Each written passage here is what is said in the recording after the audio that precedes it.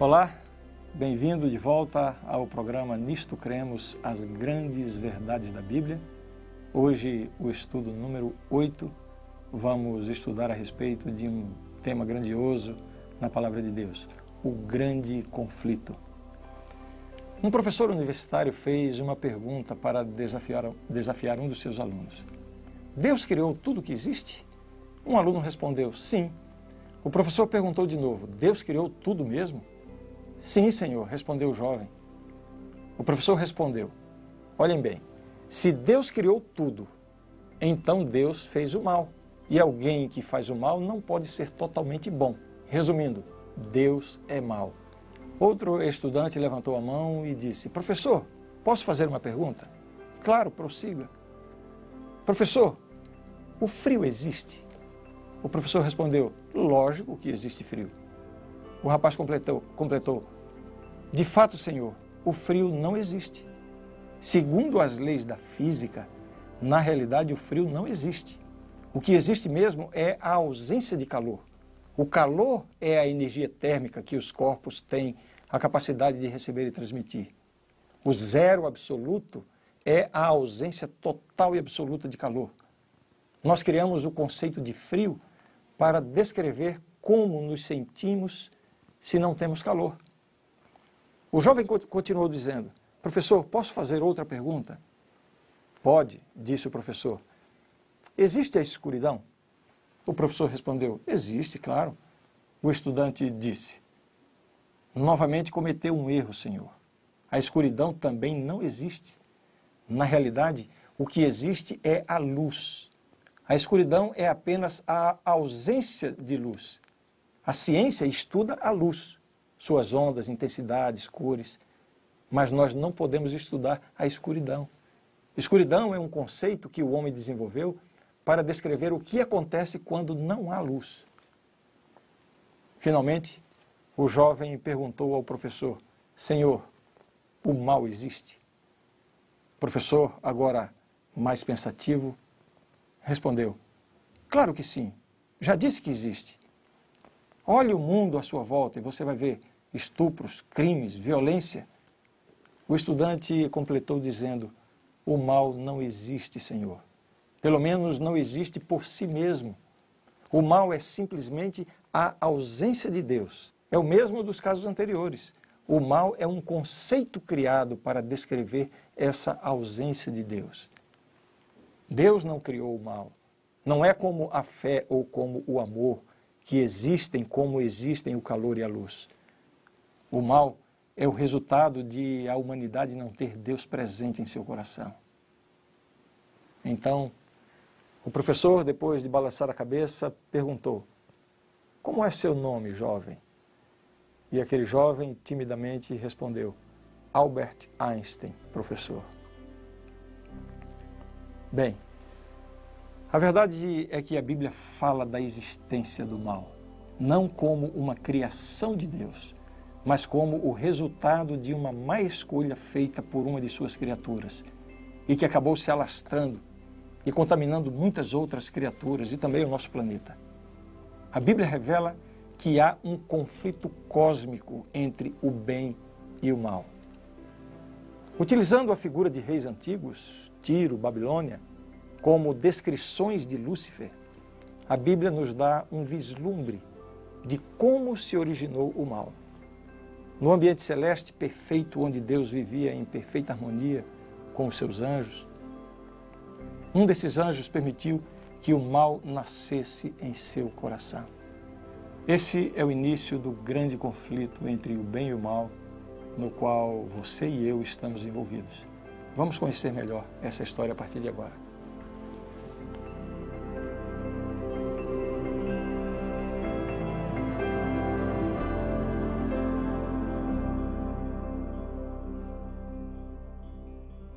Vamos começar lendo Ezequiel 28, versos 12 a 15. Filho do homem, levanta uma lamentação contra o rei de Tiro e diz-lhe, assim diz o Senhor Deus, tu és o sinete da perfeição, cheio de sabedoria e formosura.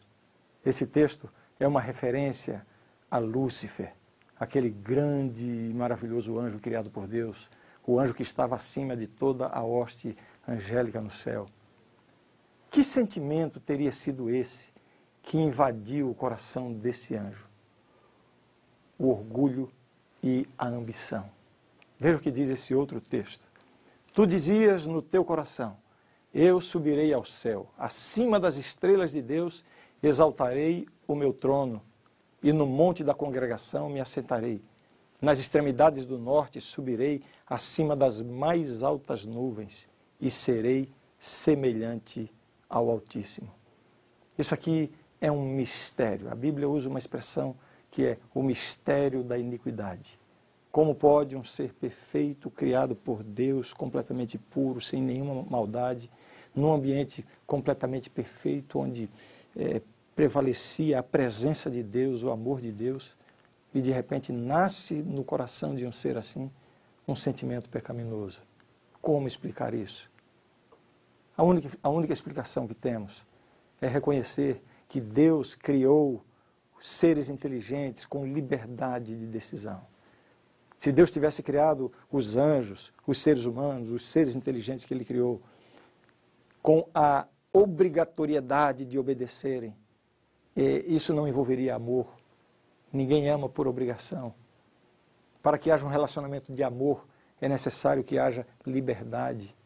Alguns casais precisam entender isso. Alguns maridos que às vezes querem tirar a liberdade da sua esposa, querer obrigá-la a que ela o ame, ou a esposa que se apega e procura obrigar o seu esposo a amá-la. Num ambiente assim não existe amor. Pode ser que até por algum tempo o relacionamento perdure, mas se não houver amor, só vai haver dissensões.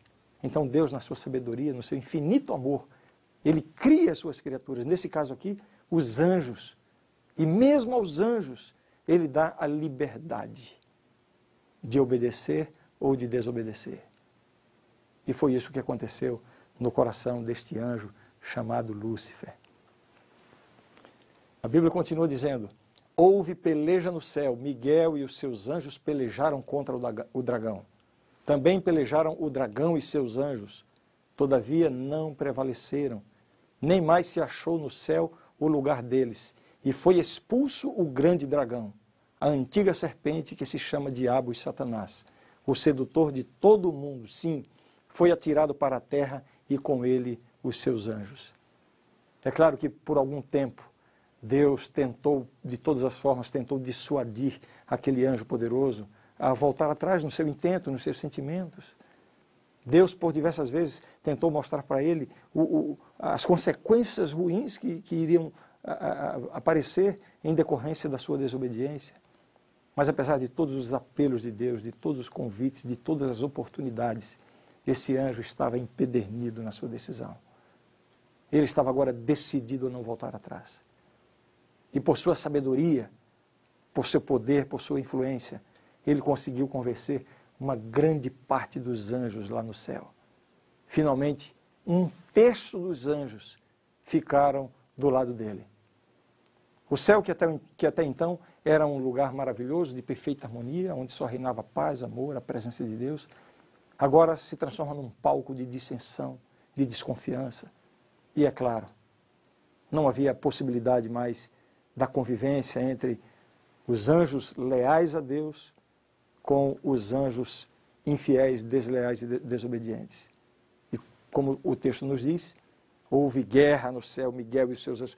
Jesus assumiu a hoste angélica celestial e foi guerrear contra o dragão, o diabo.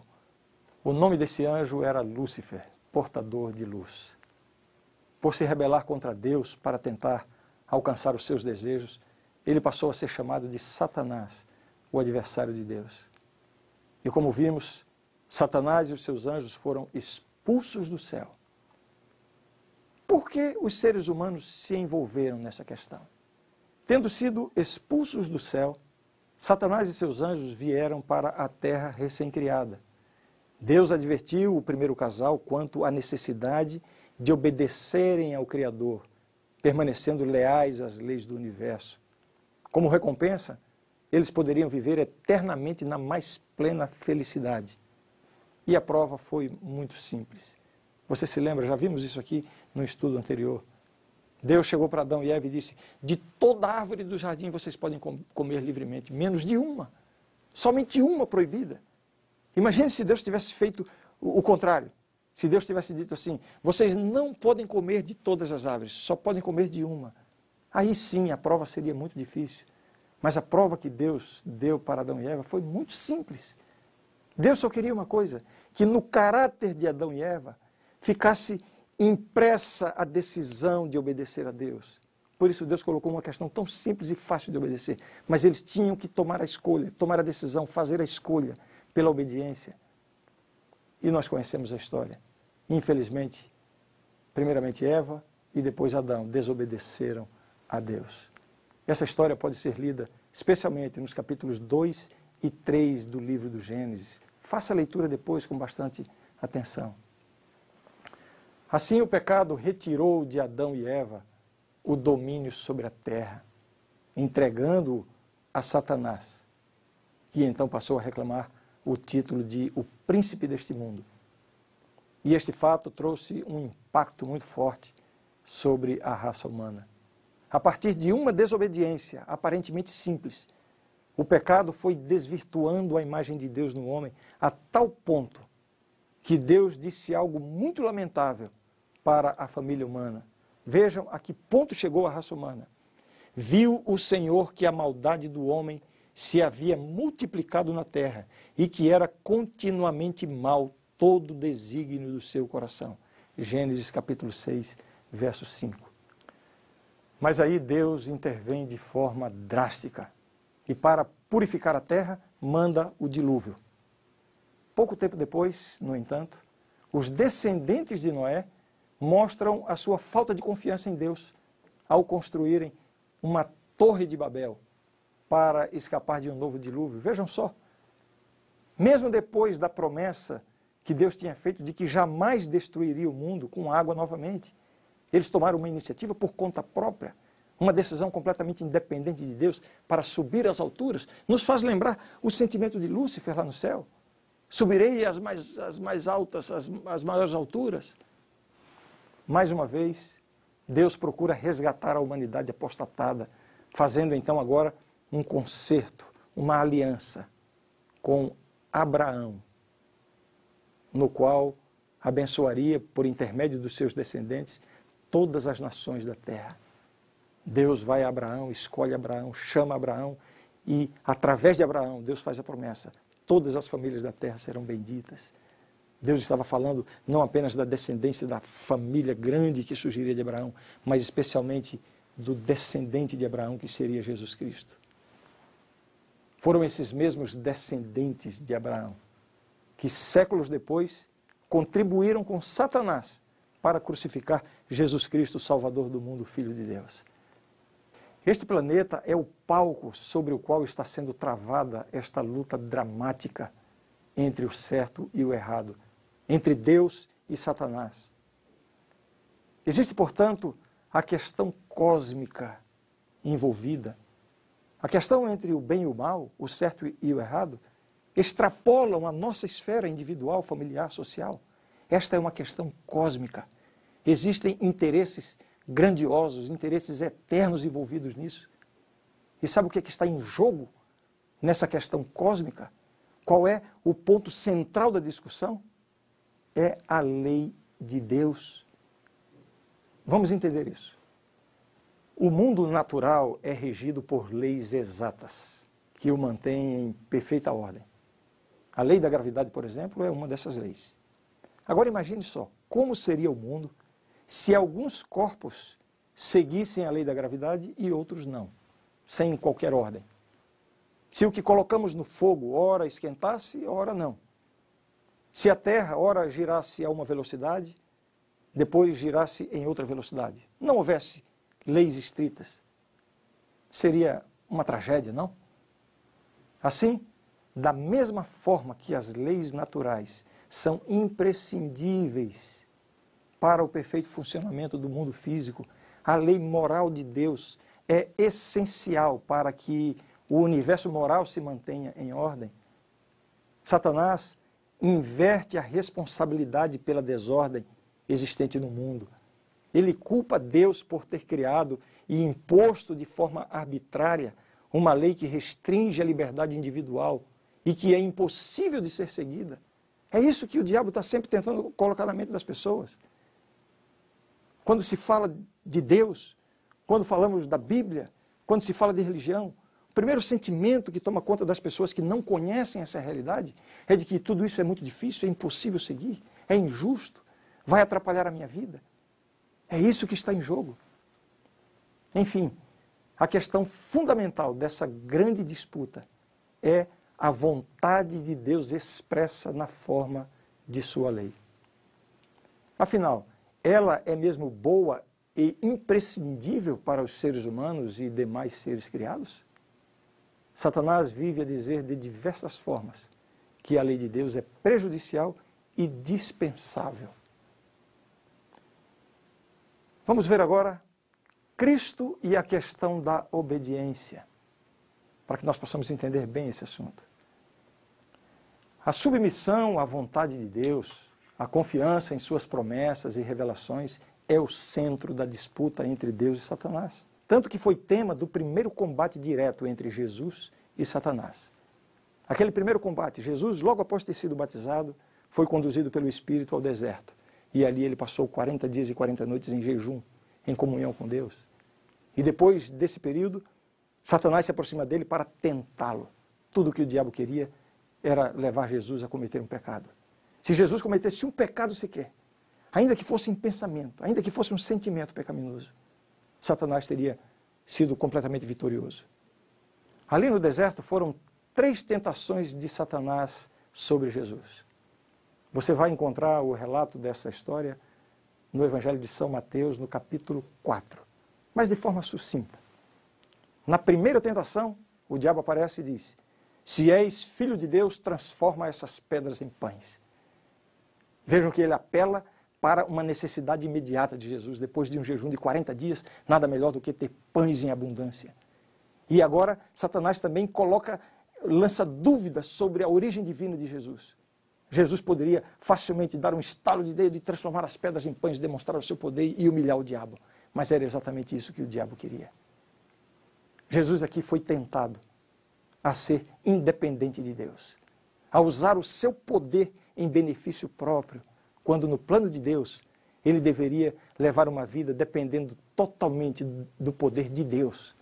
Usar o seu poder só em benefício dos outros. Uma vida de completa dependência de Deus. Então, quando Satanás diz, transforma essas pedras em pães, ele está dizendo, haja independentemente de Deus. A resposta de Jesus a esta primeira severa tentação que o diabo lançou sobre ele, sabe qual foi? Nem só de pão viverá o homem, mas de toda palavra que procede da boca de Deus. Naquele momento, Jesus estava ensinando para mim e para você que nós devemos levar uma vida de completa dependência de Deus. Mesmo no momento de fome, é melhor depender de Deus, não procurar recursos que não estejam plenamente de acordo com a vontade de Deus. Acima de tudo, cumprir a palavra de Deus em nossa vida. Mas o diabo, agora irado, não desiste de tentar destruir o plano de Deus através de Jesus. E ele vem então com a segunda tentação. Ele leva Jesus a um lugar muito alto, muito alto. E lá de cima ele diz assim, se és filho de Deus, atira-te abaixo, porque está escrito, aos seus anjos ordenará a teu respeito que te guardem. Vejam, o diabo aqui está usando a Bíblia. Está escrito. Se na primeira tentação Jesus disse, está escrito, nem só de pão viverá o homem. O diabo diz, é assim? Então vamos lá. E aí ele diz, está escrito. E cita uma promessa que há no Antigo Testamento. Aos seus anjos ordenará a teu respeito que te guardem. Aqui Jesus foi tentado a ser super dependente de Deus. Na primeira tentação, usar o seu poder em benefício próprio. Agir independente de Deus. Agora, Jesus é tentado a ser super dependente de Deus. Simplesmente se lançar de um lugar alto com a pretensão de que Deus vai protegê-lo. O trecho da Bíblia que Satanás usa para Jesus, ele é incompleto. Propositadamente ele corta um pedaço. O trecho completo diz assim: aos seus anjos ordenará a teu respeito que te guardem em todos os seus caminhos. Deus vai guardar se você estiver nos caminhos dele. Jesus, mais uma vez, vem com a sua resposta. Ele diz: não tentarás o Senhor teu Deus. O inimigo foi derrotado mais uma vez, mas ele reúne forças. Ele não desiste, ele quer a todo custo destruir o plano de Deus através da vida e do ministério de Cristo. E então ele vem com uma terceira tentação. Ele leva Jesus para certo lugar e provê, dá a Jesus uma visão extraordinária. Jesus pode ver de alguma forma os reinos do mundo e a glória deles. E aí Satanás faz a proposta: tudo isso te darei, se prostrado me adorares. Em outras palavras, Jesus, você veio ao mundo para reconquistar o mundo que agora é meu, eu sou o príncipe desse mundo. Qual é o plano? Qual é o plano? O plano é sofrer? O plano é ser humilhado? O plano é ser rejeitado? O plano é passar por todo tipo de sofrimento e finalmente morrer para reconquistar o mundo? Não precisa fazer isso. Eu tenho uma proposta melhor para você. Basta que você me adore e eu te dou tudo. Aqui Jesus foi tentado a obter algo, se desviando do plano de Deus. E sua resposta, mais uma vez, foi incisiva. Ao Senhor teu Deus adorarás, e só a Ele darás culto. Nessas três tentações, o diabo ofereceu a Jesus o que Jesus já tinha. Na primeira, provar que era filho de Deus, transformando pedras em pães. Pouco tempo antes, Jesus tinha ouvido, tempo antes, no batismo, Jesus tinha ouvido a voz do Pai vindo do céu, uma pomba, o Espírito Santo em forma de pomba, e o Pai dizendo: este é meu Filho amado em quem me comprazo. Jesus já tinha convicção de que ele era o Filho de Deus. Na segunda tentação, ele foi tentado a receber a proteção dos anjos. Jesus já tinha à sua disposição todos os anjos de Deus. E na terceira tentação, Satanás ofereceu os reinos do mundo e a glória deles. Jesus é o verdadeiro dono do universo. Não é o diabo que pretende ter assumido o controle sobre esse mundo. Este mundo pertence a Deus. É verdade que está passando por uma situação problemática, mas que está sendo resolvida. O dono deste mundo é Deus. A confiança plena em Deus propiciou a Jesus a vitória sobre Satanás. Eu e você também podemos obter a vitória sobre o tentador, se nós confiarmos plenamente em Deus. Mas é na cruz, na morte do inocente Filho de Deus, que se revelam os dois extremos desse grande conflito. De um lado, a extrema maldade e rebeldia de Satanás. Do outro, a infinita submissão de Jesus à vontade de Deus e o seu interesse em salvar a humanidade. O grande conflito se estende a outras áreas, há pelo menos mais 2 pontos importantes envolvidos nessa controvérsia. A Bíblia. O principal ataque que o inimigo de Deus tem feito à Bíblia é levar as pessoas a tratá-la como se não houvesse diferença entre ela e outros escritos antigos. Mesmo teólogos têm negado a Bíblia como a palavra de Deus, a infalível revelação de sua vontade. O outro ponto envolvido no conflito é a pessoa de Cristo. Os contemporâneos de Jesus duvidavam da sua natureza. Na resposta de Pedro, ao ser indagado por Jesus sobre o que as pessoas pensavam dele, uns dizem João Batista, outros Elias e outros Jeremias ou algum dos profetas. Isso está em Mateus capítulo 16. Enfim, ele é um homem. Pedro disse: tu és o Cristo, o Filho do Deus vivo. Mateus 16:15. É somente pela compreensão de Cristo é que se pode atingir o conhecimento da verdade. Jesus mesmo disse: eu sou a verdade. Tentar alcançar a verdade fora de Jesus é impossível. Toda essa cena do grande conflito entre o bem e o mal é reproduzida em cada coração humano. Por um lado, o inimigo de Deus se empenha para deixar o pecador afastado de Deus. É isso que ele quer. E assim, não receber o perdão pelos pecados, os pecados cometidos, e nem receber o poder para uma nova vida de obediência ao lado de Deus. O esforço do diabo, no grande conflito que ele trava no meu coração e no seu coração, é manter-nos afastados de Deus, para que nós não tenhamos acesso ao perdão de Deus e ao poder para termos uma vida vitoriosa. Por outro lado, o Espírito Santo segue convidando insistentemente cada pecador a abrir o seu coração a Jesus e permitir assim que o Senhor governe a sua vida. Essa é a única possibilidade de ser feliz e encontrar significado na existência. Qual é a sua decisão? De que lado do grande conflito você vai ficar?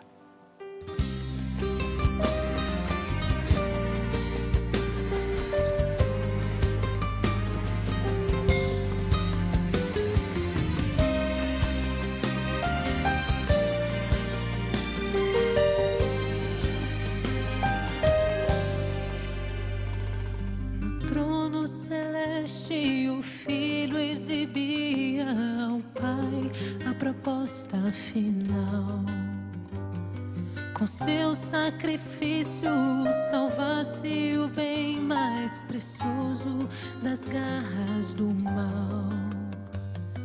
O mais nobre ser se fez homem, morreu porque amou seu algoz opressor e aceitou seu destino de mártir na cruz, concluiu seu plano redentor. Envolto em dor, o Pai entregou o seu Filho a maior história de amor. A luta acabou, um pranto, um clamor da sorte fatal, Deus nos resgatou.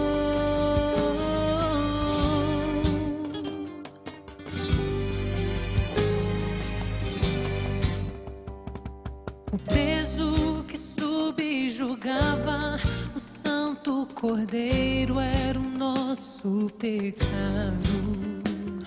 Seu rosto disforme, ferido, marcado, exclamava: está consumado. De volta ao Pai, o Filho saudoso mostra as cicatrizes nas mãos. E voltando seus olhos à terra, ele diz: hoje meus filhos têm salvação. Envolto em dor, o Pai entregou o seu Filho a maior história de amor. A luta acabou, um pranto, um clamor da sorte fatal, Deus nos resgatou.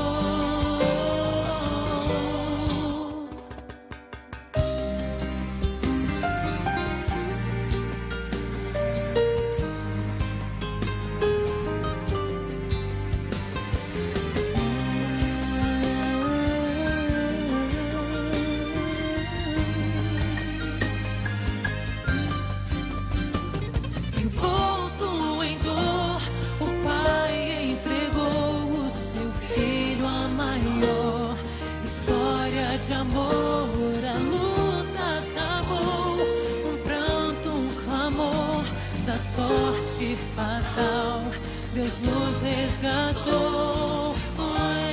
Envolto em dor, o Pai entregou seu Filho a maior história de amor. A luta acabou, um pranto, um clamor, o homem nasceu o seu Salvador.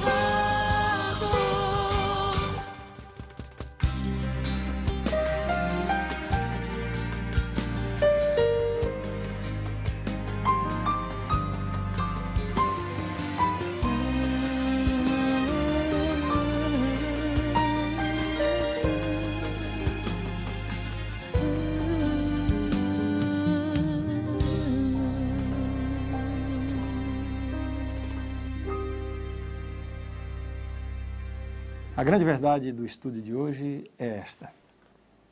Toda a humanidade está agora envolvida num grande conflito entre Cristo e Satanás quanto ao caráter de Deus, sua lei e sua soberania sobre o universo.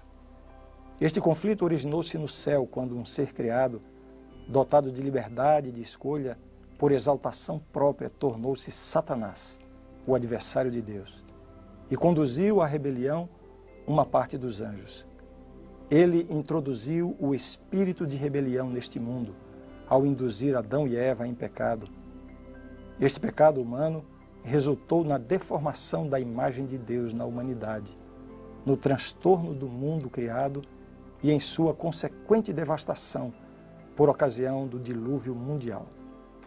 Observado por toda a criação, este mundo tornou-se o palco do conflito universal, dentro do qual será finalmente vindicado o Deus de amor.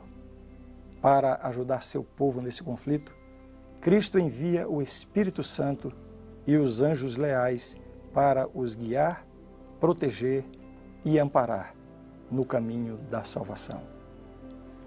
Esta é a verdade e eu creio nisto. No nosso próximo encontro, nós vamos estudar o que a Bíblia ensina sobre a vida, a morte e a ressurreição de Cristo. Uma lição fenomenal. Não perca.